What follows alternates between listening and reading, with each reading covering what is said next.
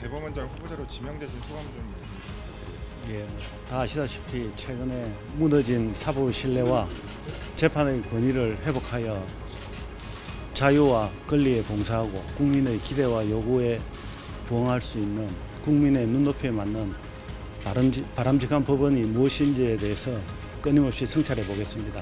아직까지 후보자에 불과하고 국민의 대표기관인 국회의 청문 과정과 인준 동의 절차가 남아있기 때문에 더 이상 말씀드리는 것은 좀 주제넘는 말이 되기 때문에 이 정도로 양해해 주시기 바랍니다. 감사합니다. 재판의 공정과 중립성은 어느 나라 사법제도의 기본이기 때문에 더 이상 말씀드릴 게 없네요. 여권에서는 윤석열 대통령과의 친분 때문에 좀 지명됐다 이런 비판도 좀 있는데 이거에 대해서 한 말씀 좀 부탁드리겠습니다.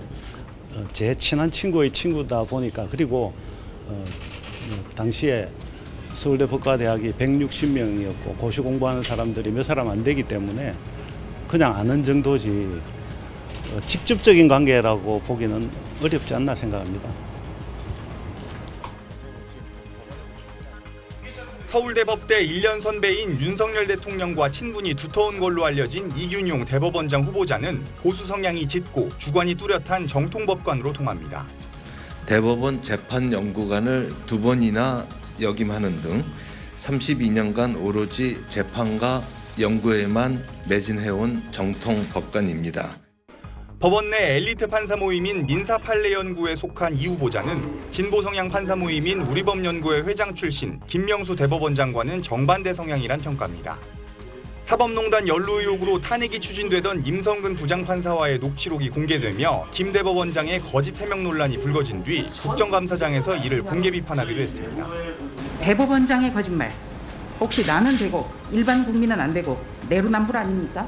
언론에 보도된 대로 사법 신뢰에 부정적인 영향이 있었다는 것은 부인할 수 없는 것 같습니다. 개별 사건에선 사회적 약자나 노동자의 손을 들어주는 판결도 여럿 남겼습니다.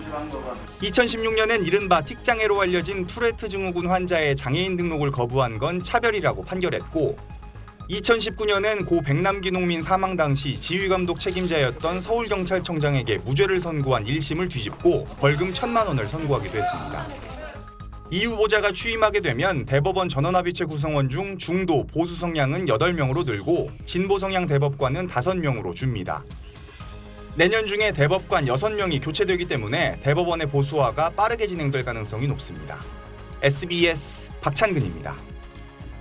네, 이 내용은 대통령실 취재하는 한상호 기자와 더 짚어보겠습니다.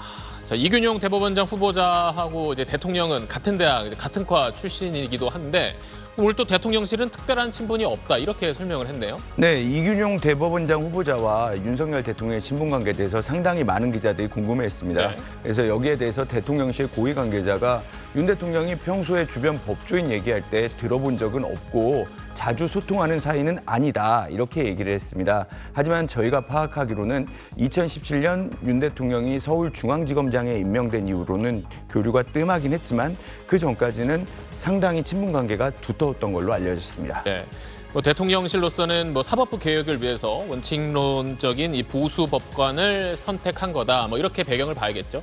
네, 이균용 후보자와 김명수 대법원장 둘 다 모두 대법관을 거치지 않고 대법원장 후보가 됐다는 공통점은 있습니다. 하지만 이걸 빼면 차이점이 더 큽니다. 진보 법관을 대표하는 김 대법원장과 달리 이균용 후보자 같은 경우는 엘리트 코스를 거친 중도 보수 법관입니다. 또 판사들이 SNS 활동 등을 통해서 정치적 성향을 밝히거나 또는 사회적 이슈에 대해서 본인의 생각을 드러내는데 굉장히 부정적인 시각을 갖고 있습니다. 실제로 대전 고법원장 취임 당시에 이런 의지를 밝히기도 했었고요. 그러다 보니까 이런 일부 편향 논란을 빚은 김명수 사법부를 제자리로 돌리는데 이런 원칙론자가 필요하다. 윤 대통령이 이런 판단을 한 걸로 볼 수 있습니다. 네. 대법원장에 이제 임명이 되려면 국회 동의를 거쳐야 하잖아요. 민주당은 지금 어떤 입장입니까? 네, 야당의 평가는 일단 부정적입니다. 과거 사법농단 수사에서 중앙지법 판사들이 법원 행정처에 영장 내용을 보고한 사건이 있었는데 이거를 무죄 판결한 것만 봐도 그렇고 또 법원 행정처의 권한을 강화하는 걸 주장하는 걸 보면 과거 양승태 사법부로 회귀하는 거 아니냐 이렇게 우려하는 겁니다. 또 야당 입장에서는 사법부가 보수화하는 게 달갑지 않을 수 있습니다. 그렇기 때문에 인사청문회와 앞으로 국회 임명동의 과정에서 상당한 난관이 예상됩니다. 네, 알겠습니다. 지금까지 정치부 한상호 기자였습니다.